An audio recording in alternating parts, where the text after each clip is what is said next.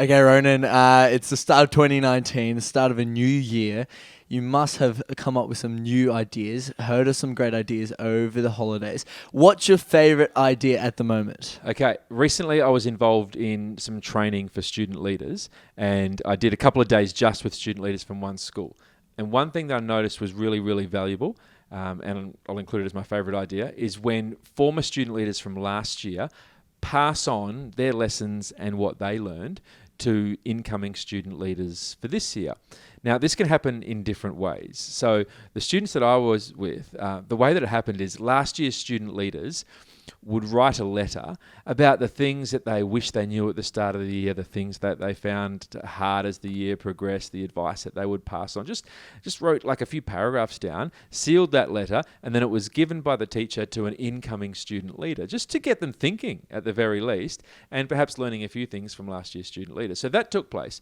But also what took place is some of last year's student leaders attended so that like face-to-face conversation could take place with incoming student leaders. So I just encourage people who are out there listening to this, it's not too late, even though 2019 has started. Get in touch with last year's student leaders and get them to either write down or create a catch-up. Informal is totally fine. And like pass on the knowledge that they learned. That doesn't have to be fancy wisdom. Like they don't have to write a book and give you that book.